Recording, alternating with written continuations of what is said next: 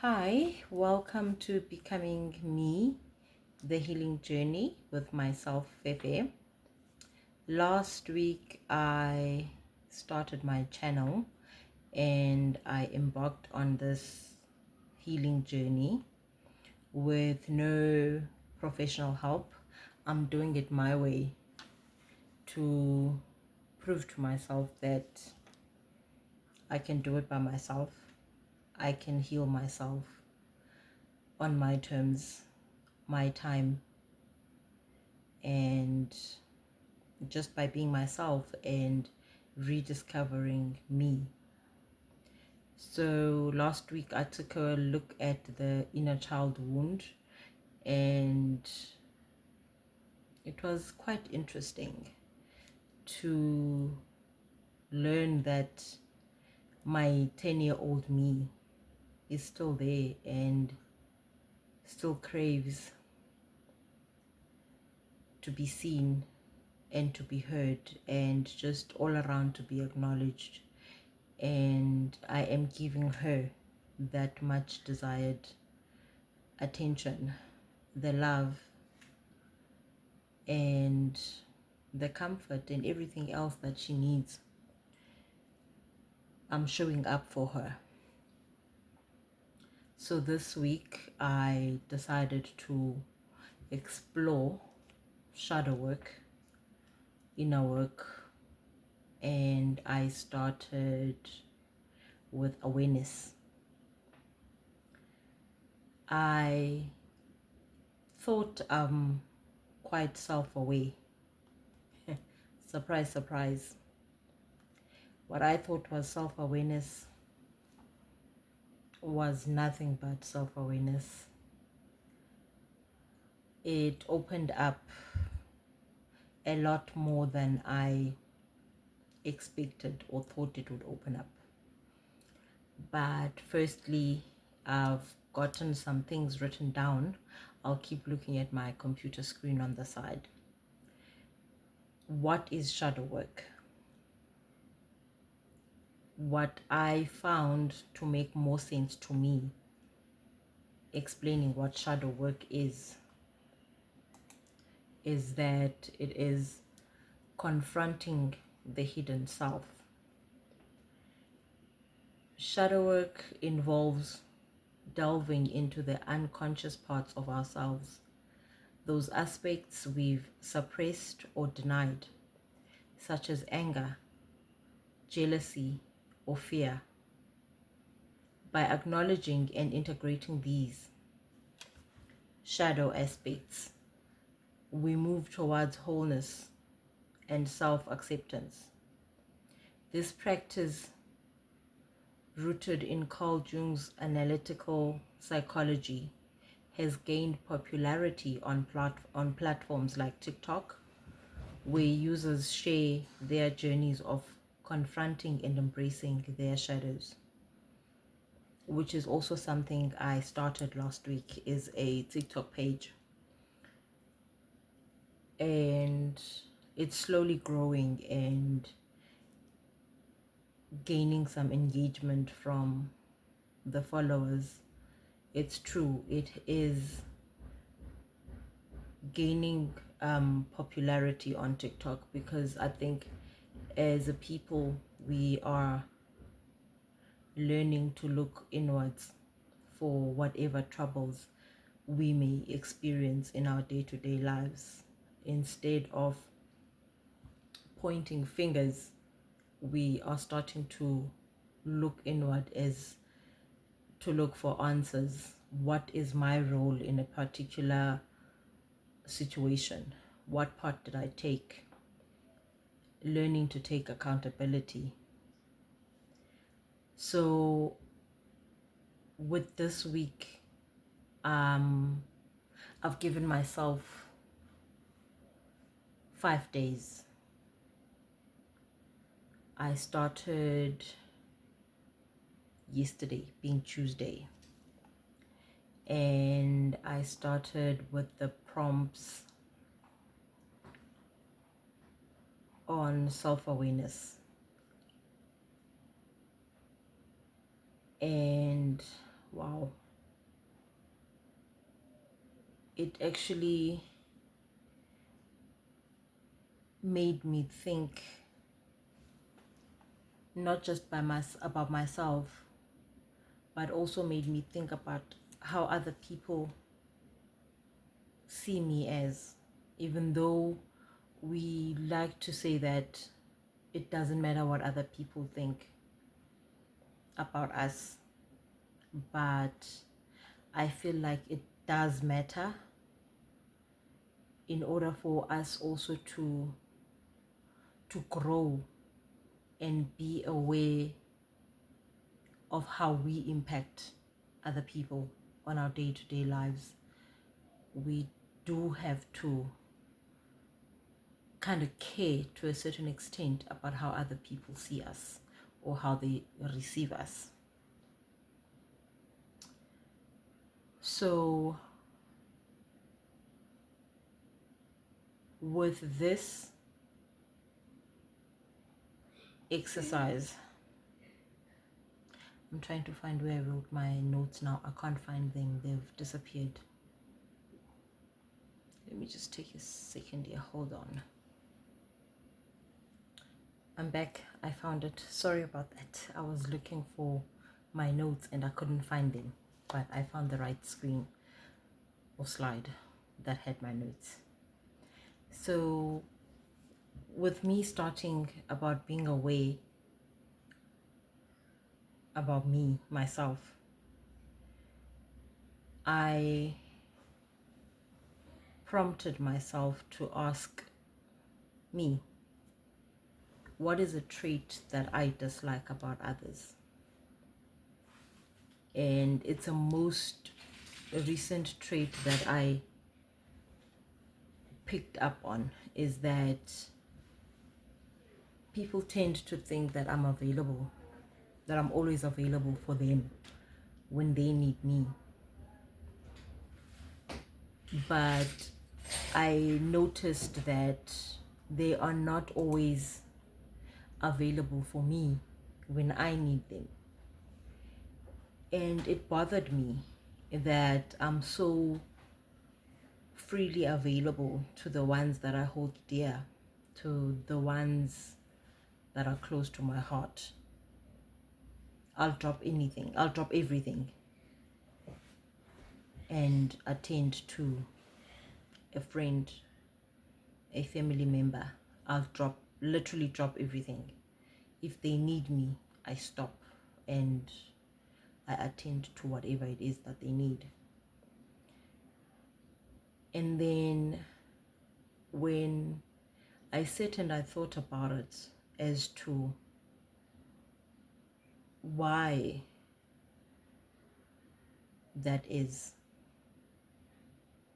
I realized it was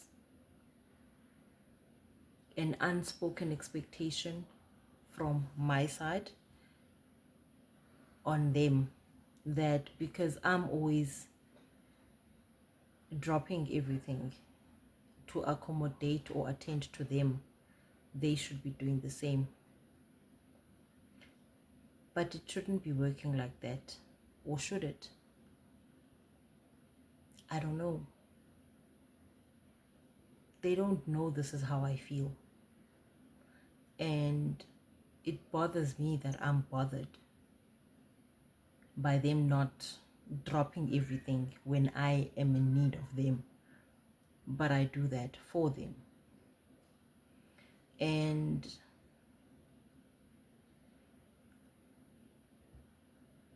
I realized that this is also the part of that little girl I uncovered last week that felt unseen, unappreciated, and unheard. It's, I don't know the right word to use, whether it was an aha moment as to there she is, even in the grown-up version of you, that 10-year-old girl who craves to be heard and to be seen is still there.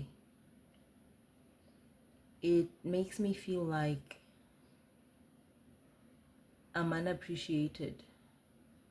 But just because I don't see it or they don't tell me how much they appreciate me does not mean they don't appreciate. They do.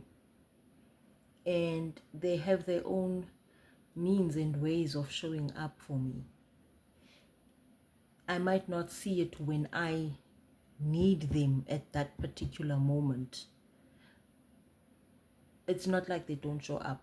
They show up, but not when I feel they should be showing up for me. And they show up in different ways.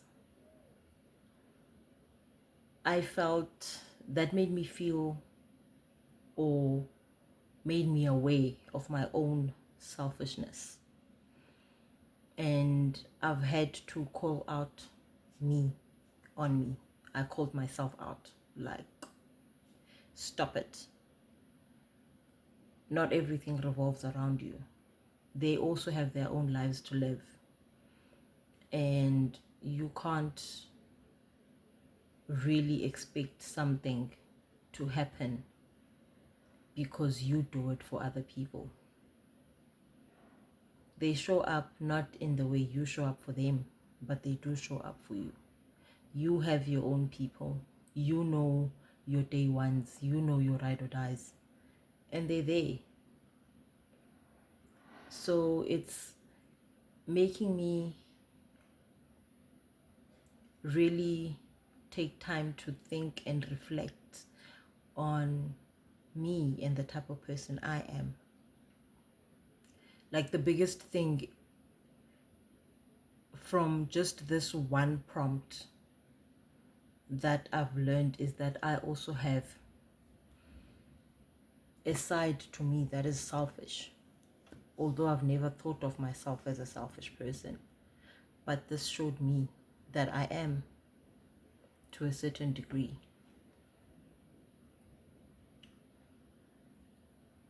Then I moved on from awareness to triggers. Now this one it took two ways for me.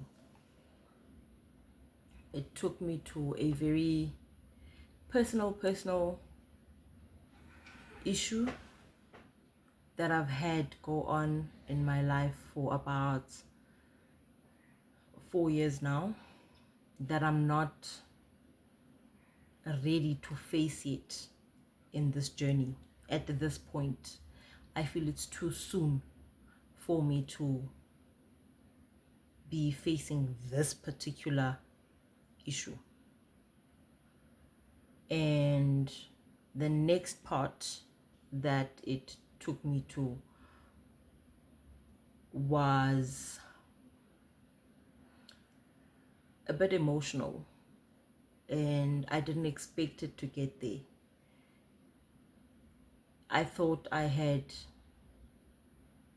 somewhat moved on from this because it wasn't really something that was affecting me directly. It affected somebody else, but I didn't realize back then how much it would still affect me in my future years, because this happened years ago.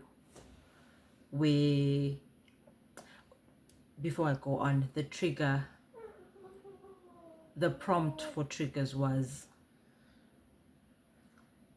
when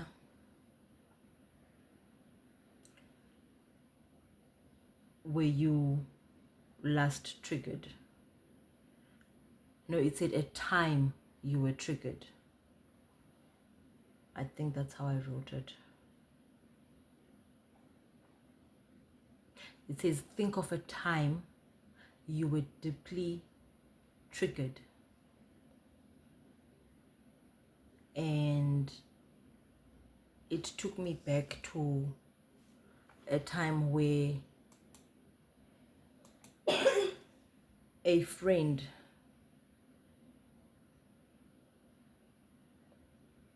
back then. She was a friend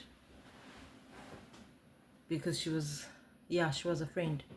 She became a sister. I feel she became a sister when the person she was dating treated her so bad in public that I felt I could dig myself a hole and just hide at that very moment.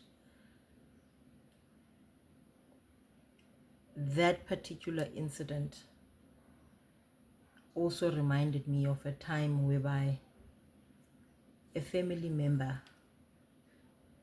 would be abusive, not only physically but verbally, to his partner. And that went on for years. It went on for years and years and years. And this was my big brother. He would abuse his wife.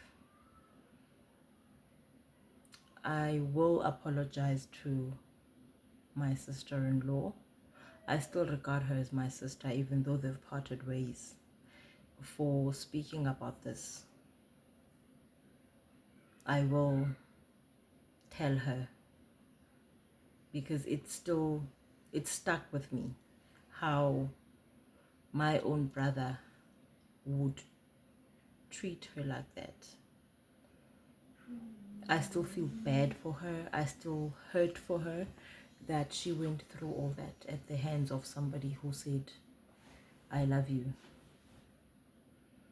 And it took me time to actually realize that he was not only abusive to her, but to us as well. But at the time, I don't think any of us as siblings, any of us realized that the way he spoke to us was abuse. We were not aware that that was verbal abuse. We just took it in and moved on from it. We became the bigger people, just brushed it off. But I realized later in life that us brushing it off created tension. It later grew to create tension, for me at least. I don't know about my sister, but for me, it created so much tension, so much anger and animosity towards my brother that even now, him and I are not on speaking terms. And it pains me so much because growing up, him and I were very close. We were very close. And I knew he would be there for me. He was my protector, next to, short of my dad being away or not being there when I needed him, I knew my brother would rise up and be there. Surprise, surprise, life had other plans. The one person I always thought would have my back is the one person who has caused a serious amount of pain, who has caused so much trauma. I am traumatized by my own brother, and I'm a work in progress dealing with it. I know putting him at arm's length and not really having a conversation with him is not doing anything. It's not helping. But for now, I prefer it that way because I don't think he is in a position to hear me out and listen to what I have to say. He might take it as an attack when it's not. I don't think he's ready to even apologize and take accountability for his actions towards myself or any other family member that might feel hurt, disrespected, or offended by him. I don't think he's ready to have those type of conversations with any of us. he would really feel like he's being attacked. And then the next prompt, it said to me, pause, not to react, but to reflect. This part brought tears down my eyes because it took me back to remember what my sister-in-law endured, and we couldn't do much about it but to, I was still young, very young, and I wasn't staying at home fully. When I would be home,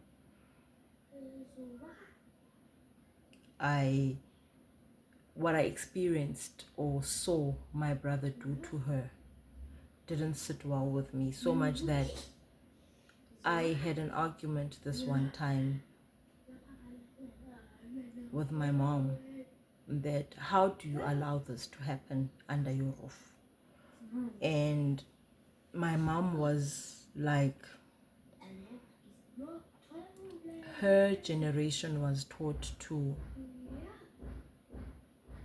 endure certain stuff in marriages. And I said to her, but did you endure being a punch bag in your marriage? You endured different things in your marriage. I don't remember you ever saying Utata lifted his finger or hand and slapped you or anything of the sort. I said to her, what if this thing gets out of hand one day and this girl dies in your house at the hands of your son? What then? What are we going to say to her people? What are we going to say to her family, her mom? I cried so much that day, and I think it's one of the contributing factors to the decline of my relationship with my brother. Because that day I said to my mother, this girl is not going to sleep here tonight. She's going to go home. I took my own money. I sent her off. I remember it was December holidays.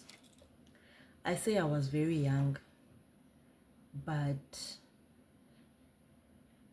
when you count the years I wasn't that young. I was in my 20s and still figuring me out, and maturity wasn't all there. So I didn't see the need to intervene. I didn't feel I had the power to intervene or call the cops on my own brother. I still thought my parents could talk some sense into him. If she leaves, that will rock his world a bit and he'll understand what he stands to lose. He'd be losing his wife, his daughter. I was that naive, thinking he would change. He didn't. When he came back that night, he burnt some of her clothes, that traditional wife makoti outfit they wear as Xhosas. He burnt it. He burnt some of them. I saved what I could save from the fire. He proceeded to burn our family photo albums. He was in such a rage of anger. My mom just sat there, not because she didn't want to intervene. She was defeated. She didn't know what else to do. I think also with my dad, he continued to lie in bed when I called on him and said he's doing this and this. Like, he didn't know what to do. Both parents were helpless. And to my surprise, in January, she came back, my sister-in-law. She would go home, come back. All in all, this went on for 9 years. She endured and tried to work on her marriage for 9 years. And I kept telling her, I cannot tell you when or how to leave from this or how to break from this, but you know it will never get better. It's up to you. I won't be the one telling you to leave your marriage. I will, however, ask you each time, why are you still here? She never really answered me. I don't think I would have understood her responses, or maybe she doesn't think I would have understood. Therefore, she never replied. But eventually she got tired and she left the marriage.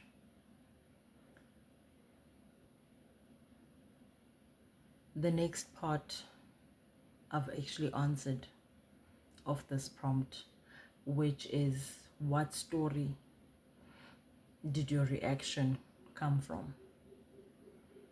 It came from my brother abusing his wife for years and abusing us in turn, verbally abusing the parents, abusing us as his siblings and some other family members, because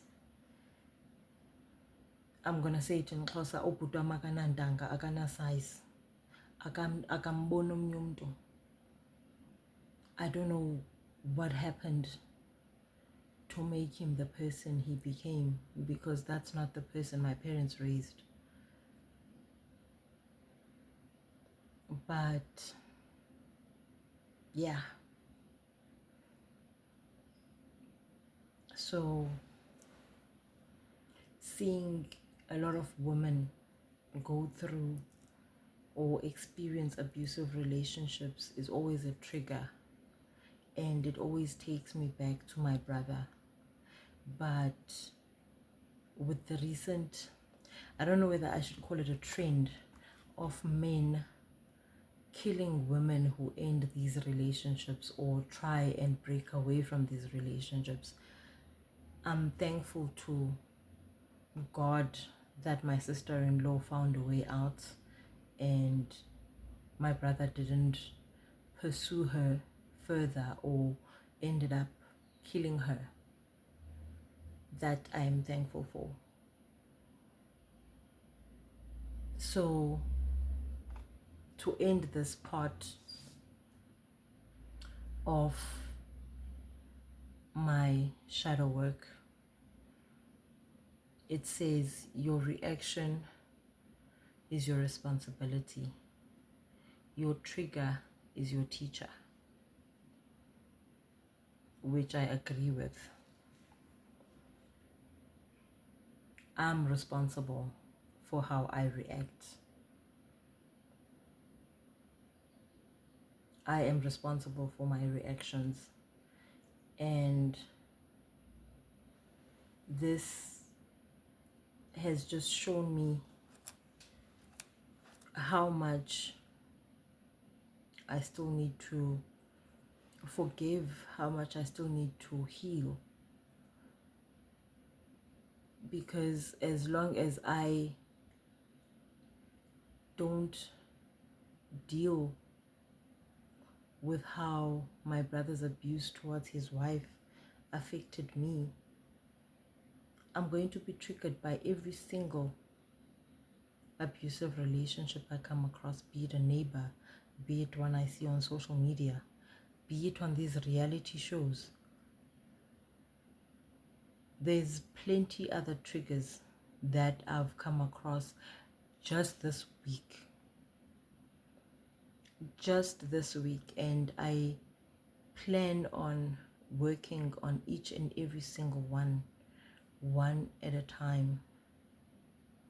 Sometimes I think I've been blindly living and not paying attention to my emotions for a long time, and I'm glad I started this journey, because I'd be angry sometimes for something my partner said, and I'd only think, but why am I angry? He just said it in passing. And then I'd have to think, where does it come from? Why is it bothering me so much that he said something? Only to realize that I'm carrying so much hurt. I'm carrying so much pain with me that I react to people who have nothing to do with that pain, or I react to people that never caused that pain. Therefore, it is my responsibility to react better, if I can use that word, I don't know. But I should take control of my reactions. I shouldn't allow my reactions to get the better of me. I shouldn't allow my reactions to control me. Yes, people can provoke you, and in those cases, you are allowed to react however, but still that does not say I should allow the reactions to become violent. That's not what I'm saying. React how you need to react to whatever situation, but just don't go around killing people or damaging people's property. So my next prompt on the shadow work week is going to be childhood shadows. It's going to be very interesting.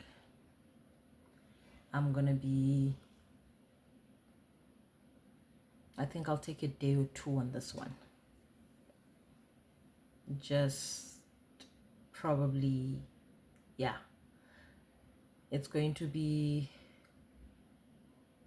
a tough one. Already I know where it's going to lead, or I think it's going to lead a certain way, and it won't end there. It will end somewhere else. And then the one after that, for day 4, says projection and relationships. It's going to be interesting. It's going to be interesting next few days. But I've got this. At least I'm not crying anymore when I think about this whole abuse story with my brother, because I used to cry a lot, and it would really be a very touchy subject. I would get very irritated or upset at a person who would ask me where my brother is. Like, I don't know. I don't want to know where he is. I don't want to know what he's doing until such time I am in a good place where he is concerned. Right now, I don't want to be with my brother. I don't want to be in the same room with my brother. Some people might not understand or think I'm holding a grudge. I'm not. I am